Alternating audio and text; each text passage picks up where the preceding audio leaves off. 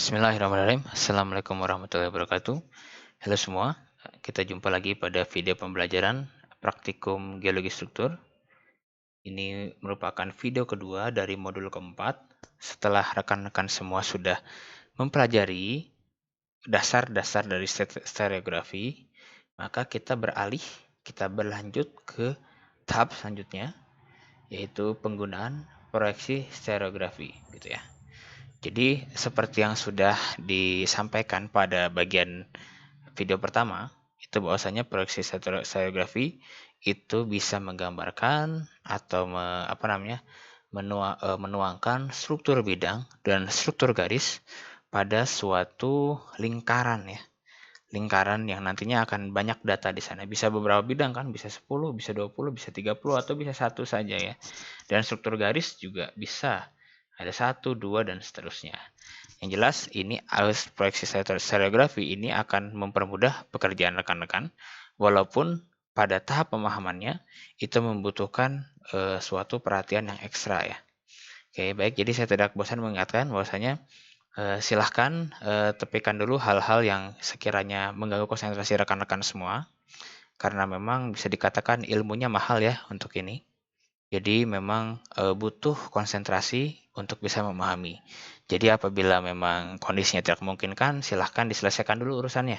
Baru simak video pembelajarannya, karena jangan sampai Anda menyimak tapi tidak mengerti karena banyak gangguannya seperti itu. Oke, baik. Kita mulai dari sini. Dari diagram yang pertama. Nah, jadi teman-teman semua, ketika kita berbicara proyeksi stereografi, tentunya kita memiliki beberapa model bola, beberapa model jaring gitu kan. Net itu kan jaring ya teman-teman ya. Net itu jaring. Jadi nanti kita akan menemui beberapa model seperti wolf net. Nah, ini wolf net ini merupakan inti dari proyeksi stereografi ya. Nanti belakang akan ada net-net yang lain seperti Smith net gitu ya. Seperti Smith net, lalu nanti ada Rosette ya, ada polar, mohon maaf, ada polar. Nanti akan ketemu juga adanya Kasbag gitu kan ya. Ada bukan kembar ya, ini ada Kasbag, bukan minuman juga ya. Jadi ada namanya Kasbag. Nah, itu semua merupakan suatu kesatuan yang nantinya dapat membantu kita dalam mengerjakan penyelesaian-penyelesaian yang ada dalam hal struktur ya. Jadi sebenarnya stereografi ini bukan hanya menyelesaikan masalah dari struktur-struktur geologi sekunder, tapi sampai juga bisa menyelesaikan kemana arah pengendapan, begitu ya. Lalu posisi-posisi posisi-posisi perlapisan batuan sebelum batuan atasnya itu diendapkan juga kita bisa menggunakan itu. Jadi ketika kita berbicara suatu ruang, itu bisa diselesaikan oleh stereografi begitu.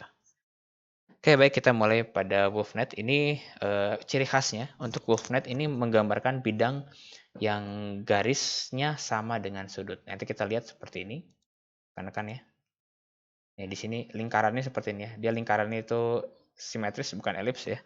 Dia lingkaran, bukan elipsoidal. Dia lingkaran begini. Nah, dia memiliki bentukan apa nih, ada, kalau kita bicara ada bujur timur, bujur barat begitu ya. Bujur timur, bujur barat, ada lintang utara, lintang selatan. Nah, rekan-rekan semua, biasanya memang diproyeksikan bagian sini merupakan bagian dari utara ya. Bagian selatan walaupun nanti kita gunakan berdasarkan penggunaannya. Nah, di sini kita punya garis masing-masing ada 5 kotak. Jadi maksudnya di sini kita bilang di sini adalah bagian 90. Kalau misalkan Kalau misalkan rekan-rekan bicara bumi, di tengah-tengah ini kan garis-garis khatulistiwa nih. Dia 0 derajat, tapi di sini tidak dengan net ini. Jadi net ini terbalik, ke tengah-tengah 90, ke atasnya malah jadinya semakin berkurang. Coba saya gunakan ini deh ya. Nah, di sini 80 misalkan ya. Di atas sini, nah sini 70,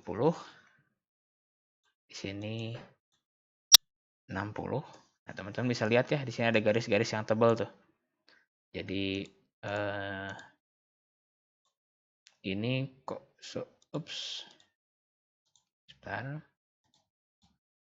Nah, ini korelasi dengan ini korelasi dengan ini, garis yang ini korelasi dengan 70, ini 60, ini 50, 40, 30, 20, 10. Nah, di sini 0. Ya. Ke sini terus teman-teman ya. Ke sini 110 ya. Ke sini 120. Sorry, ke sini 100, 110, 120 sampai di sini 180. Nah, di sini 270. Di sini sampai 360 atau kembali ke 0. Di sini mungkin 350 begitu ya. Di sini 340 begitu. Gitu, dan seterusnya. Nah, kalau kita menggunakan WOOF yang kita lihat di depan layar kaca kita, baik di handphone maupun di laptop, kotak itu menandakan 2 derajat karena dalam satu segmen yang saya katakan adalah seperti ini teman-teman ya. Satu segmen itu segini. Nah, ini memiliki 5 kotak, berarti kan setiap kotaknya mewakili 2 derajat begitu. Oke, dan juga sama teman-teman semua, ada juga seperti garis bujur kan.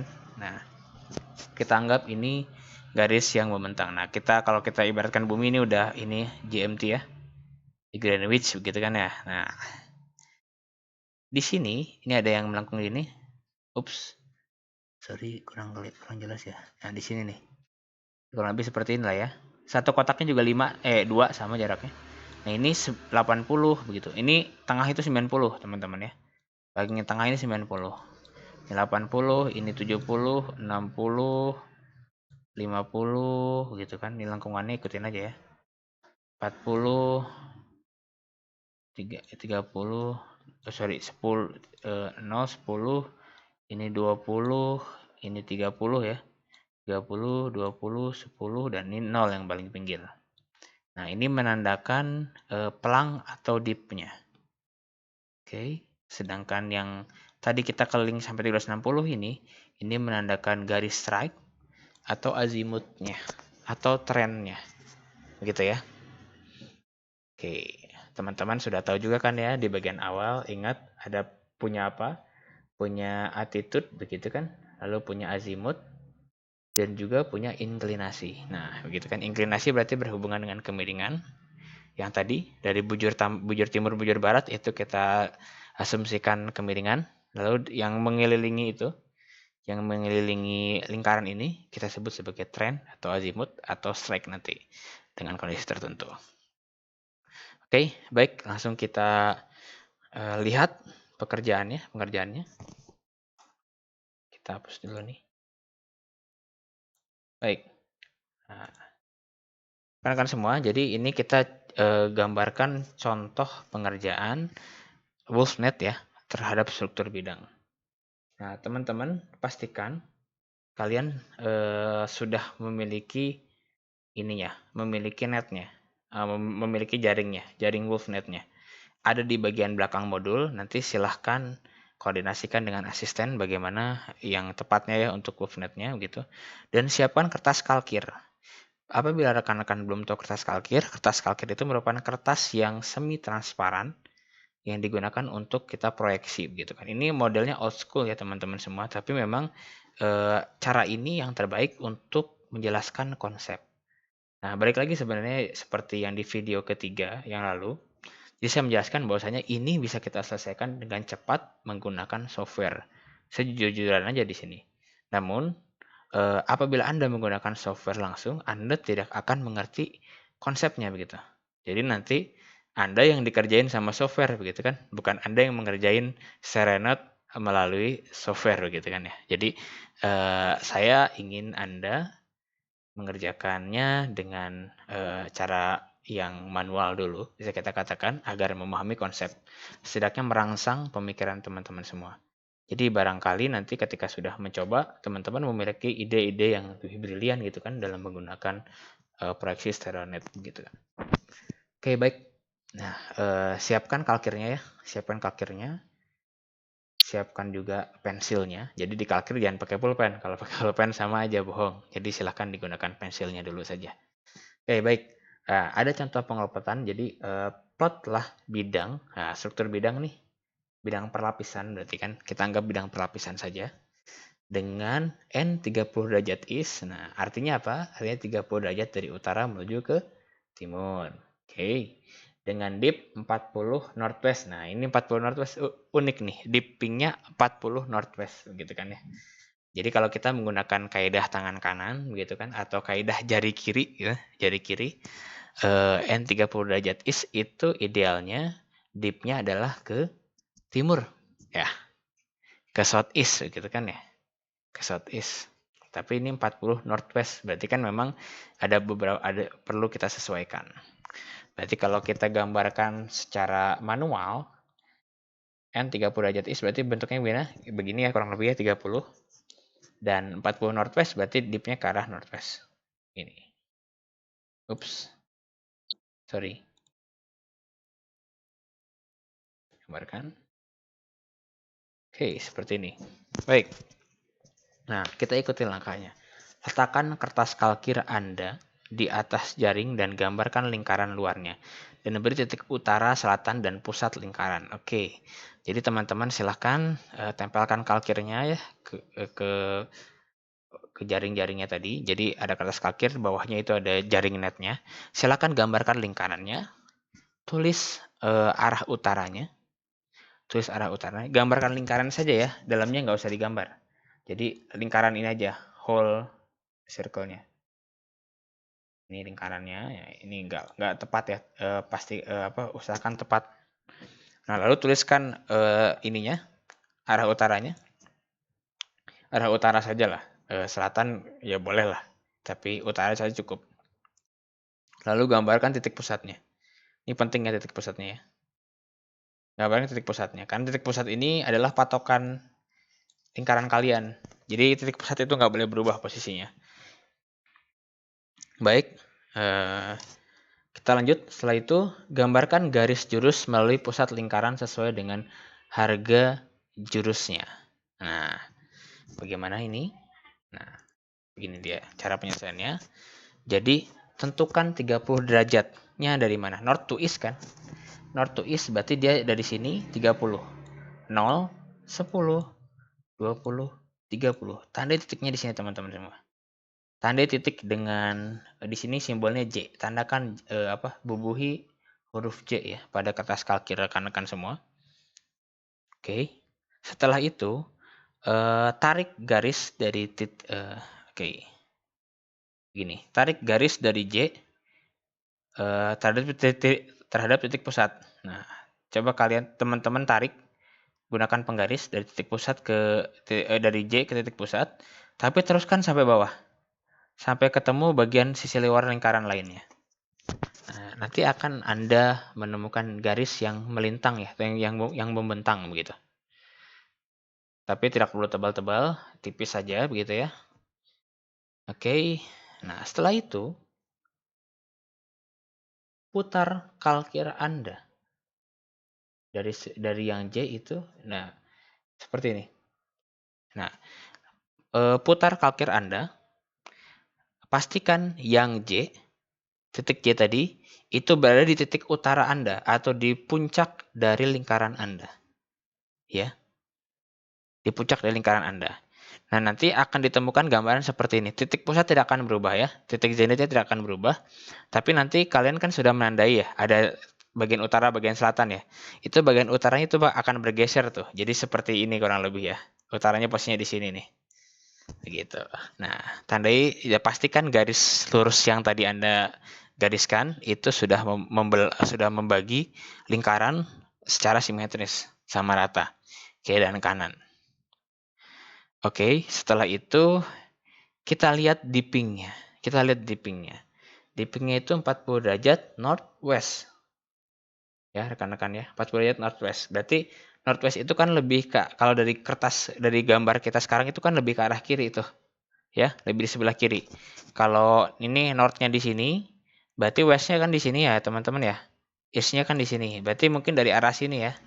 Northwest itu kan ya, sebenarnya dari northwest itu dari arah situ. Jadi karena memang dippingnya 40 northwest, silahkan teman-teman tandai 40 dari pinggir. Nah, seperti ini. Jadi dari titik 270 ini, dari arah barat nih, dari yang paling tengah, itu tandai. Ini kan 0, 10, 20, 30, 40.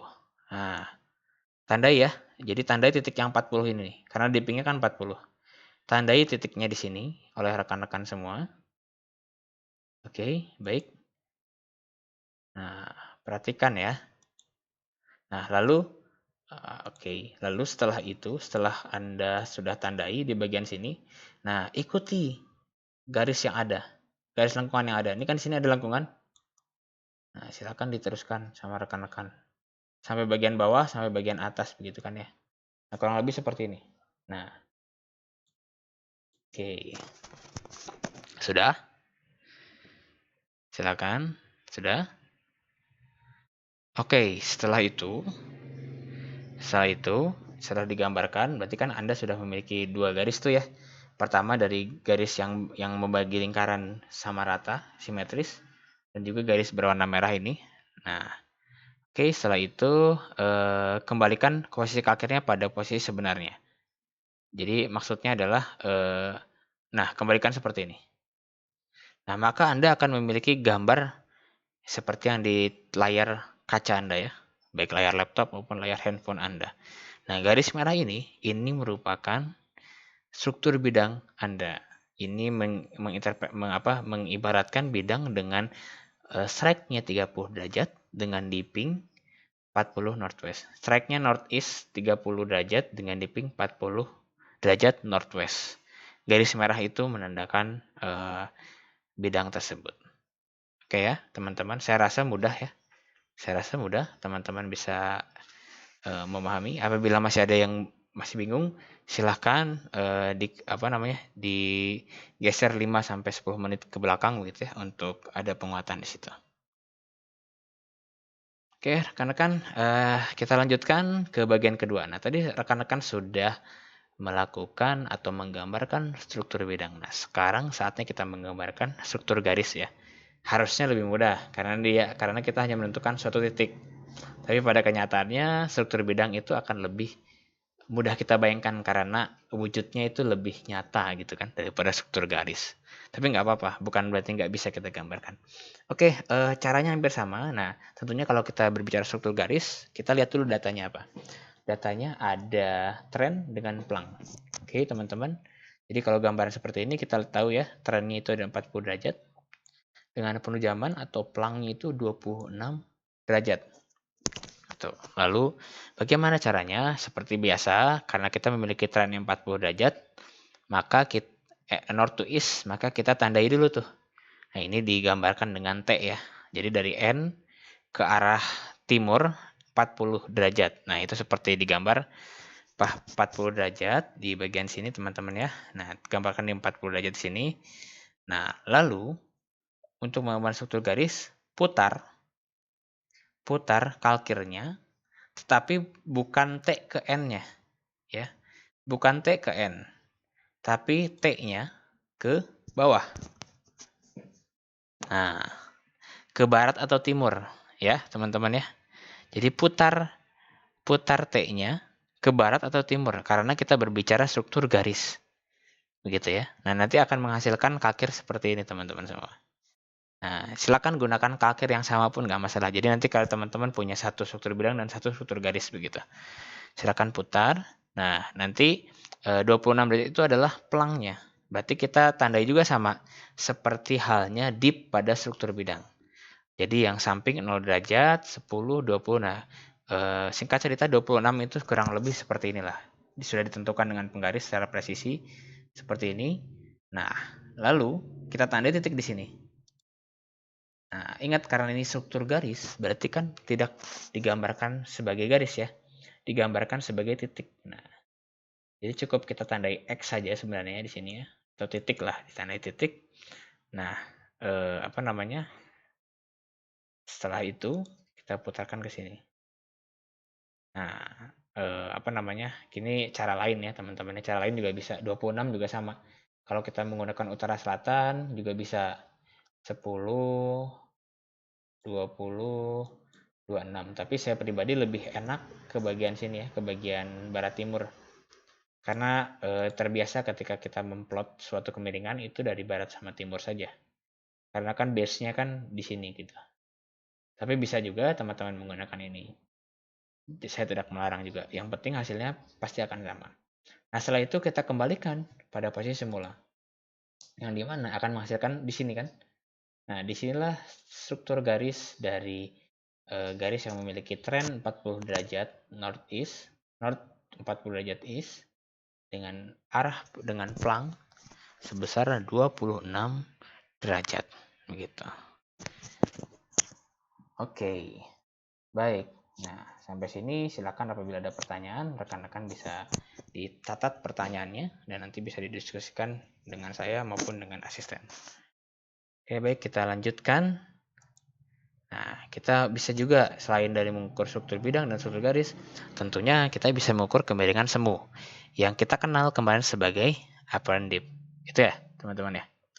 Nah, jadi ini pertanyaannya adalah menentukan besar kemiringan semu pada arah N80 derajat east dari suatu bidang N50 derajat east, 50 derajat southeast. Nah, berarti kan kita memiliki strike dip sebesar ini ya.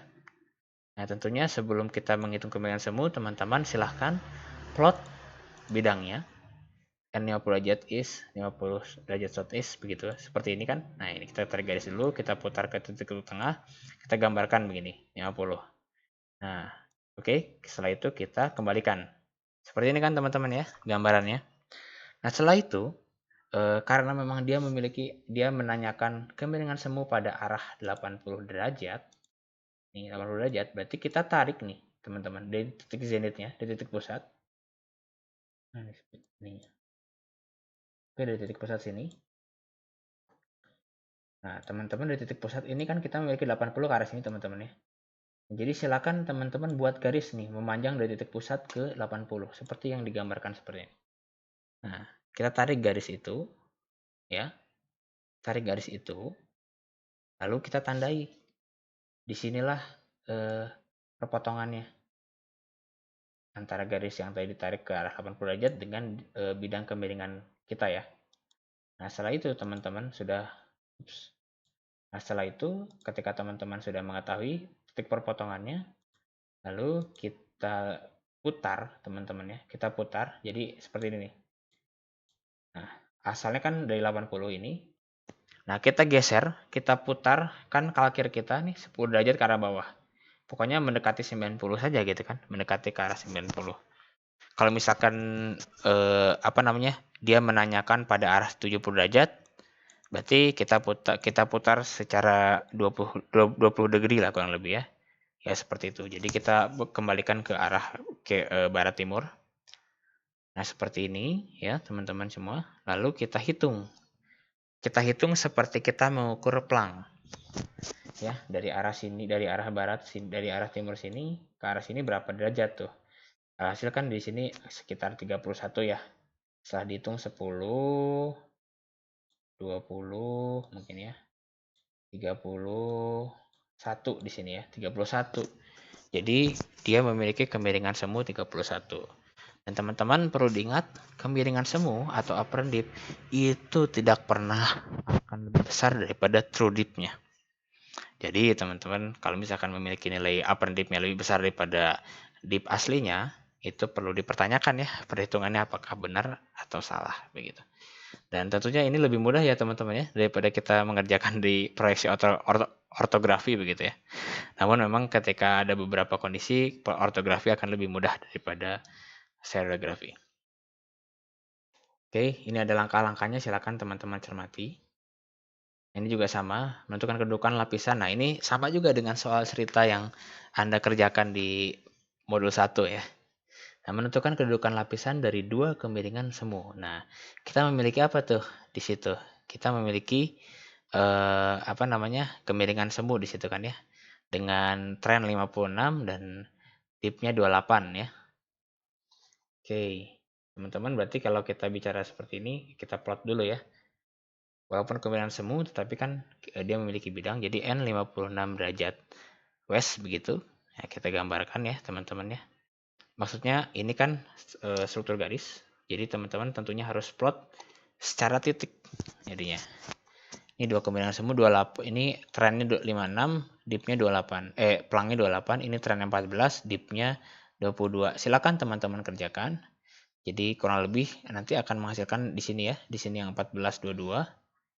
Di titik ini, atau lagi N56 WS di sini kurang lebih. Ya, ini singkat ceritanya seperti ini perhitungannya. Lalu setelah kita menemukan dua titik ini, kita geser. Nah, kita geser jadinya ada di sini. Jadi kita geser sampai mereka bertemu pada suatu bidang yang sama di sini. Satu bidang dipping yang sama. Satu jalur yang sama begitu ya. Nah, setelah ketemu seperti ini, kita bisa tarik ininya, bisa kita tarik dippingnya, kemiringannya begitu kan, begini lah kurang lebih. Dan kita juga bisa tarik tengahnya seperti apa. Begitu ya, teman-teman ya. Nah, singkat cerita ditarik seperti ini. Nah, kita ukur dippingnya 30 derajat kan. Yang sebelumnya juga kita tahu, kita rotate, kita miringkan north to west 58 derajat begitu. Lalu dengan dipping 30. Alhasil kalau kita kembalikan kalkir kita ke posisi semula, dia akan membentuk seperti ini. Jadi kedudukan lapisan dari dua kemiringan semu ini, dari dua nilai upper and dip ini, itu merupakan N58 derajat is 30 northwest. Nah, itu sudah ditemukan. Jadi bisa lebih cepat juga pengerjaannya. Ataupun teman-teman yang memang lebih cenderung ortografi, sukanya mungkin lebih cepat juga diselesaikan dengan cara ortografi. Jadi nantinya pada akhirnya, pada saat nanti kalian bekerja ataupun mengerjakan tugas akhir, silakan digunakan cara yang paling nyaman untuk Anda. Tetapi untuk praktikum ini silakan dikerjakan dua-duanya. Nah, untuk karena kita masuk ke modul proyeksi stereografi, jadi kita bahas dengan ruang lingkup stereografi. Oke, baik. Mungkin sekian untuk video kedua ini. Nanti kita lanjut di video ketiga ya, di contoh soal. Dan nanti ada soal-soal latihan yang perlu teman-teman kerjakan. Oke, sekian dari saya. Terima kasih. Assalamualaikum warahmatullahi wabarakatuh.